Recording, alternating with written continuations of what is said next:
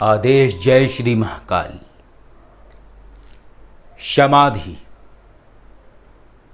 समाधि एक ऐसी अवस्था जो व्यक्ति के अंतःकरण को एक ऐसी स्थिति पे ले जाती है जो स्थिति व्यक्ति की जीवात्मा को आत्म उन्नति देती है। समाधि को जब व्यक्ति समझने लगता है तो व्यक्ति का अंतःकरण शांत हो जाता है, विचार रुकने लगते हैं,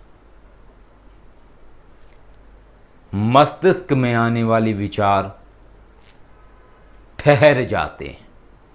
समाधि कई तरीके से होती है, लेकिन यहाँ जिस तरीके से हम समाधि की बात करेंगे ये तरीका बिल्कुल सहज है, आसान है और समझने में आसानी होगी। समाधि को लोग समझना चाहते हैं, समाधि में लोग जाना चाहते हैं, लेकिन समाधि में जाने का मार्ग लोग नहीं समझ पाते। जैसा कि हमने पहले भी स्पष्ट किया था कि ध्यान, एकाग्रता और इसके बाद जब आप आगे बढ़ते चले जाते हैं तो इसके बाद एक ऐसी अवस्था घटित होती है जहाँ पे मार्ग बदलने लगते हैं। ध्यान के माध्यम से बढ़ते बढ़ते निर्मल स्थिति एक ऐसी अवस्था जहाँ विचार ठहर जाते हैं। इसके बाद आगे चल के मार्ग बदलने लगते हैं। एक मार्ग समाधि की ओर जाता है और दूसरा मार्ग सूक्ष्म जगत की ओर।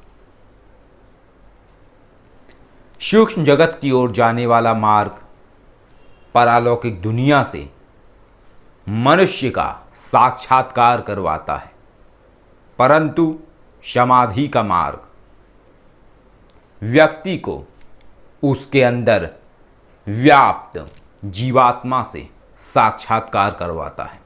समाधि मौन है, शांत है, ठहराव है, ठहरे हुए पानी की भांति है समाधि। जहाँ तलहटी में क्या है ये आप स्पष्ट देख सकते हैं।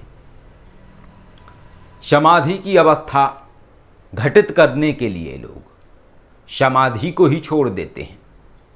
समाधि बिल्कुल उस अवस्था की भांति है जिस अवस्था की भांति मोक्ष है।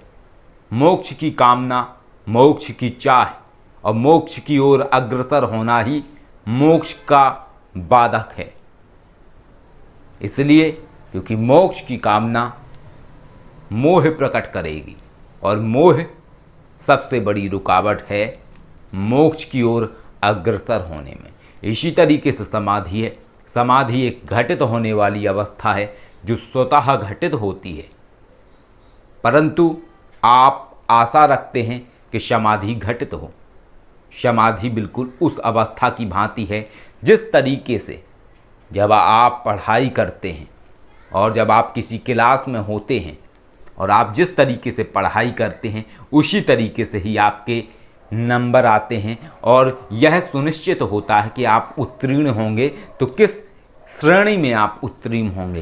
प्रथम श्रेणी में आप उत्तीर्ण होंगे अथवा द्वितीय श्रेणी में आप उत्तीर्ण होंगे, तो ये आपकी अवस्था पर निर्धारित बात है।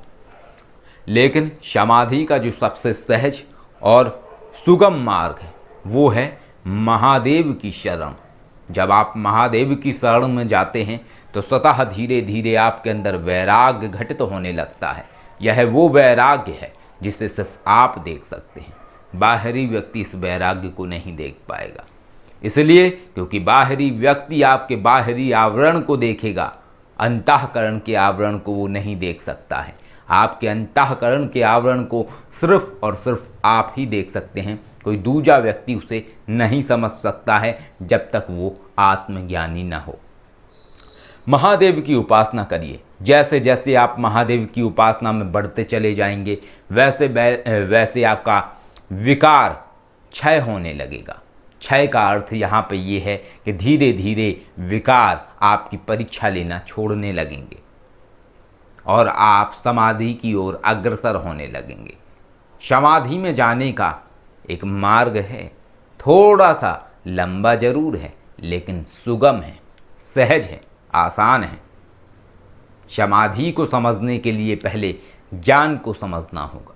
जब आप ज्ञान को समझने लगेंगे समाधि स्वतः समझ में आ जाएगी। समाधि ये नहीं है कि आप पानी के अंदर अपनी श्वास को रोक के लेट जाएं। समाधि ये नहीं है कि आप जमीन के अंदर अपने शरीर को गाड़ के सिर को जमीन के बाहर निकाले लेटे रहें एक सुषुप्त सी अवस्था में। समाधि वह अवस्था है जो आपके अंदर घटित हो जाए, और ये घटित होने की अवस्था आपको उस बोध से अलग कर देती है। आप लोगों को दिखाई तो देंगे लेकिन अंदर आप समाधि की अवस्था में होंगे, और समाधि की अवस्था घटित करने का सहज मार्ग है महादेव की उपासना।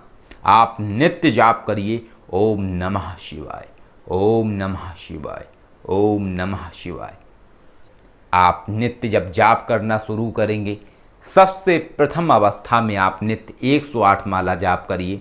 इसके बाद धीरे धीरे क्रमशः उस जाप को आप बढ़ा दीजिए। जैसे जैसे ये अवस्था बढ़ती चली जाएगी वैसे वैसे स्थितियां बदलने लगेंगी। आपको 41 दिन में स्वयं ही स्वयं के व्यक्तित्व में बदलाव नज़र आने लगेगा। आप महसूस करने लगेंगे कि आप पहले से बदलने लगे हैं, और बस यही अवस्था आपको समाधि की ओर अग्रसर करेगी। और समाधि एक ऐसी अवस्था आपके अंदर घटित कर देगी जहां आपको विचारों से फर्क नहीं पड़ेगा, आपको बोध ही नहीं रहेगा कि आप हैं कि नहीं। अक्सर इंसान को क्रोध सिर्फ इस बात पे आता है क्योंकि वो महसूस करता है कि उसका कोई वजूद है, लेकिन समाधि आपको ये एहसास दिला देती है कि आपका कोई वजूद है ही नहीं, आप उस परब्रह्म से उत्पन्न हैं। आप अर्थ समझने लगते हैं अहम ब्रह्मास्मि। जब ये सब बातें इंसान को समझ में आने लगती हैं तब तक तो ज्ञान भी व्यक्ति के अंदर घटित होना शुरू हो जाता है। और एक ऐसी अवस्था जब आप ये क्रियाएं करते जाएंगे तब एक ऐसी अवस्था आपके अंदर घटित होने लगेगी कि अंतःकरण में आपके एक ही शब्द गूंजेगा ओम नमः शिवाय, ओम नमः शिवाय, ओम नमः शिवाय। और मस्तिष्क में आने वाले सारे विचार शून्य होने लगेंगे। जब ये अवस्था आपकी घटित होने लगे तब आप समझिए कि अब आप समाधि को समझने लायक हो चुके हैं और समाधि में आप प्रवेश कर चुके हैं। इसके आगे समाधि भी बिल्कुल उस तरीके से है जैसे समुंदर है। समुंदर में प्रवेश कर जाना और समुंदर की गहराई को मापने की चेष्टा करना दोनों ही अलग अलग बातें हैं। समुंदर में प्रवेश करना और समुंदर की गहराई में उतरते जाना दोनों ही अलग अलग बातें हैं। तो इस तरीके से जब आप करेंगे तो आप समाधि को समझने लगेंगे, आप समाधि में प्रवेश कर जाएंगे और आप अपने आप को समझने लगेंगे, आप आत्मचिंतन को समझने लगेंगे, आप अपनी आत्मा को समझने लगेंगे, आपके आने का उद्देश्य आप समझने लगेंगे। और जितनी भी स्थितियां हैं, जितनी भी बातें हैं जो आपको आपके उद्देश्य में बढ़ने से रोकती हैं, वो स्वतः ही धीरे धीरे दरकिनार होने लगेंगी और आपका रास्ता साफ होने लगेगा। और समाधि के बाद एक ऐसी स्थिति आपके जीवन में प्रकट होगी जो एक अलग व्यक्तित्व को जन्म देती है। और इस व्यक्तित्व का जो परिभाषा का सार है वो सार जीवात्मा से जुड़ा हुआ है। आशा करता हूँ आपको ये वीडियो पसंद आई होगी। अगर वीडियो अच्छी लगी तो लाइक कीजिए, अगर वीडियो बुरी लगी तो अनलाइक कीजिए। चैनल अच्छा लगता है आपको तो सब्सक्राइब कर लीजिए, अगर नहीं अच्छा लगता है तो अनसब्सक्राइब कर दीजिए। जैसे मर्जी वैसे कीजिए। आदेश। जय श्री महाकाल।